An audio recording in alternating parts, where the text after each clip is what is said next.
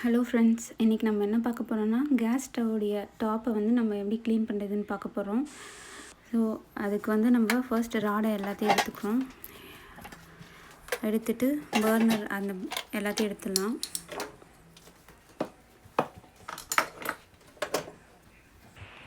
Next என்ன பண்ண போகிறோம்னா சோப் ஆயில் யூஸ் பண்ணி தாங்க கழுவ போகிறோம். சோப் ஆயிலை நல்லா ஹாட் வாட்டர் மிக்ஸ் பண்ணிவிட்டு அதை ஊற வைக்கணும். ஸோ அது வந்து ஹார்டாக இருக்குன்றதுனால நம்ம ஊற வச்சிடணும் ஃபஸ்ட்டே. அதுலேயும் கொஞ்சம் நல்லா மறுபடியும் கொஞ்சம் ஹாட் வாட்டர் யூஸ் பண்ணி அதை ஊற வைக்கிறோம்.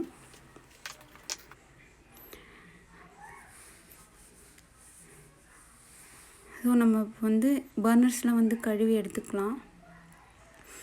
நார்மலாக நம்ம ஜாமான் துலக்கிற மாதிரி அப்படி துலக்கினாலே வந்துடும். ஆனால் அந்த சோப் ஆயில் வந்து கொஞ்சம் நிறையா யூஸ் பண்ணணும். அப்படி யூஸ் பண்ணுறப்போ ஈஸியாக வந்துடும்.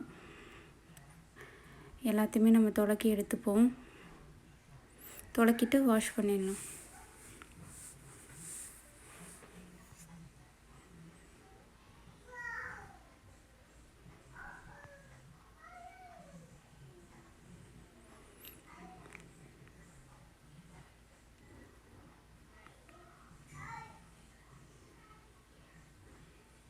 மறுபடியும் லைட்டாக ஆயில் இருக்குன்னா நீங்கள் வந்து மறுபடியும் சோப் ஆயில் போட்டு கழுவி வச்சிடலாம்.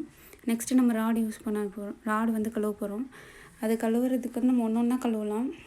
சிங்க்குள்ளே வச்சு கழுவ முடியாது, கஷ்டமாக இருக்கும். அதனால் இந்த மாதிரி தனியாக எடுத்து வச்சு கழுவுனா பெரிய ராடாக இருக்கிறதுனால அது கொஞ்சம் ஈஸியாக இருக்கும். இது ரொம்ப வெயிட்டாகவே இருக்குங்க, இரும்பு ராடு. அதனால் நம்ம கொஞ்சம் தனியாக எடுத்து வச்சு இதை துலக்கிடலாம்.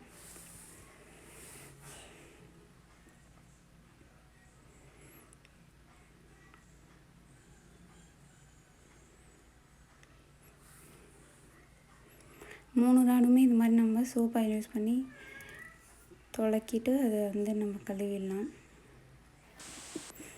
கழுவி முடிச்சிடலாம். பிறகு இது டிஷ்யூ யூஸ் பண்ணி இது நல்லா ஊறி போயிருக்கும். நம்ம அதில் மேலே அழுக்கு நல்லா ஊறி போனதுனால ஈஸியாக எடுக்கிறதுக்கு வரும். அதெல்லாம் டிஷ்யூ யூஸ் பண்ணி எல்லா அழுக்கையும் முடிஞ்ச அளவுக்கு என்ன வருதோ அதெல்லாம் எடுத்துகிட்டு போட்டுருவோம்.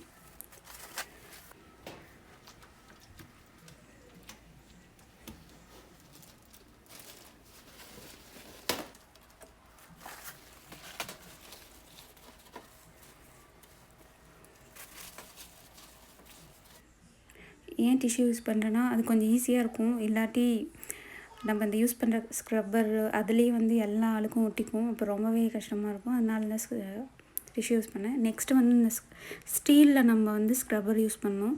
அப்போ வந்து நல்லா கொஞ்சம் அழுத்தம் கொடுத்து தேய்க்கிறப்பவே எல்லா அழுக்கும் வந்துடும்.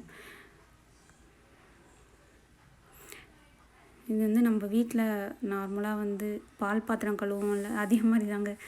அப்படி நல்லா போட்டு அழுத்தி தேய்ச்சிங்கனாலே அதில் இருக்க அழுக்கு எல்லாமே வந்துடும். அப்படி வந்துட்ட பிறகு மறுபடியும் டிஷ்யூ எடுத்து நல்லா துடைச்சிக்கோங்க. அப்போ தான் மறுபடியும் எங்கே வந்து ரொம்ப ஹார்டான அந்த அழுக்கு இருக்கோ அது தெரியும் நம்மளுக்கு கிளியராக. அதனால் டிஷ்யூ யூஸ் பண்ணி அதை துடைச்சிட்ட பிறகு மறுபடியும் எங்கெங்கெல்லாம் அழுக்கு இருக்கோ அங்கே போட்டு நல்லா தீத்தி எடுத்துக்கோங்க.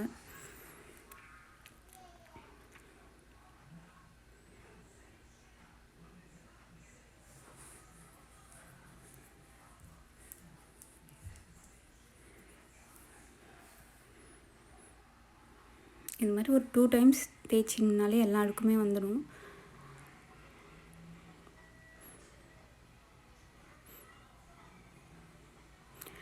அது ஸ்டீல் யூஸ் பண்ணிட்ட பிறகு தான் நம்ம வந்து ஸ்பாஞ்ச் யூஸ் பண்ணணும். அப்போ வந்து லைட்டான காரம் மட்டும்தான் இருக்கும். அதனால் ரொம்ப ஸ்ட்ரெஸ் பண்ணி தேய்க்கணும் அப்படிலாம் இல்லை. அதனால் ஸ்டீல் ஃபஸ்ட்டு யூஸ் பண்ணிவிடுங்க. நெக்ஸ்ட்டு வந்து நம்ம ஸ்பாஞ்ச் யூஸ் பண்ணி லைட்டாக துடைக்கலாம்.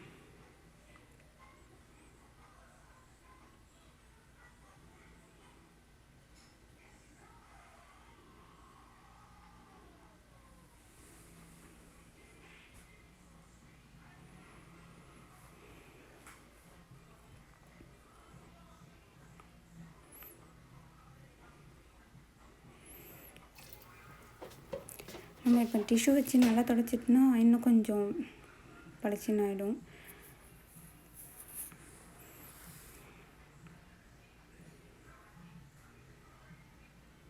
அப்புறம் இந்த பர்னருக்குள்ளெல்லாம் அங்கங்கே கொஞ்சம் கொஞ்சம் அழுக்கு இருக்குங்க. அதனால் நம்ம முடிஞ்ச அளவுக்கு உள்ளே விட்டு தேய்ச்சிக்கலாம்.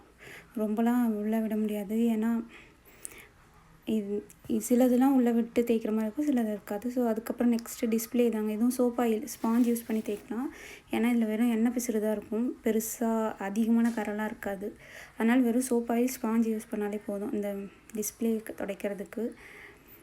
அதையும் அந்த மாதிரி டிஷ்யூ வச்சு துடைச்சிட்டிங்கன்னா இன்னும் ஈஸியாக இருக்கும், நல்லா ஓரளவுக்கு பளிச்சுன்னு ஆகிடும். அப்புறம் நார்மலாக நம்ம வாட்டர் யூஸ் பண்ணி ஃபஸ்ட்டு சோப் ஆயில் யூஸ் பண்ணி தேய்ச்சிட்ட பிறகு டிஷ்யூ யூஸ் பண்ணிவிட்டு நெக்ஸ்ட்டு தண்ணி யூஸ் பண்ணி வெறும் தண்ணி மட்டும் யூஸ் பண்ணிவிட்டு அப்படியே தேய்ச்சிடுங்க. சோப்பு ஏதாவது இது இருந்தால் கூட வந்துடும். ஸோ இது டிஸ்பிளே வந்து டச் மாடல், அதனால் அது ஆட்டோமேட்டிக்காக ஏதாவது ஆன் ஆகிட்டே இருந்தது. நான் அப்புறமா ஆஃப் பண்ணிகிட்டே இருந்தேன்.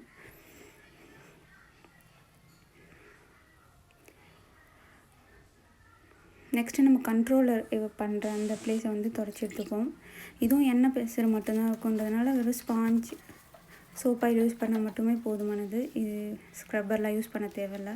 ஸோ இது யூஸ் பண்ணி நம்ம இது கொஞ்சம் உள்ளே விட்டு முடிஞ்ச அளவுக்கு துடைச்சிக்கோங்க. இதையும் அந்த மாதிரி டிஷ்யூ யூஸ் பண்ணி நல்லா துடைச்சி எடுத்துக்கோங்க மறுபடியும். ஸோ இது டிஷ்யூ ஓரளவுக்கு உள்ளே விட முடிஞ்சது, அதனால் நான் அப்படியே உள்ளே விட்டு கொஞ்சம் தேய்ச்சேன். ஏன்னா ஸ்க்ரப்பரும் போகல, அதனால் சரி லைட்டாக டிஷ்யூ உள்ளே போனதால் அப்படியே லைட்டாக துடைச்சி எடுத்துட்டேன். நல்லாவே க்ளீன் ஆகிடுச்சி. இப்போது ஆல்மோஸ்ட் க்ளீன் ஆகிடுச்சி. நம்ம அதுக்கப்புறம் பர்னர்ஸ் எல்லாமே ராடு எல்லாம் போட வேண்டியதான்.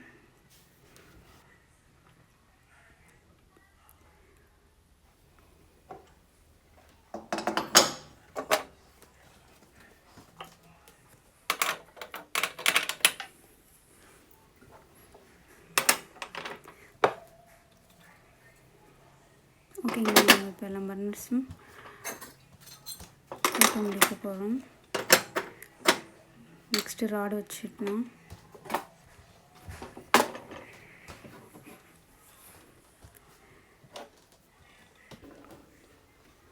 அவ்வளோதாங்க, பார்த்தாலே ரொம்ப அழகாக க்ளீனாக இருக்குது, பளபளப்பாக ஆயிடுச்சு. நீங்களும் ட்ரை பண்ணி பார்த்து எப்படி இருக்குன்னு சொல்லுங்கள். தேங்க்ஸ்.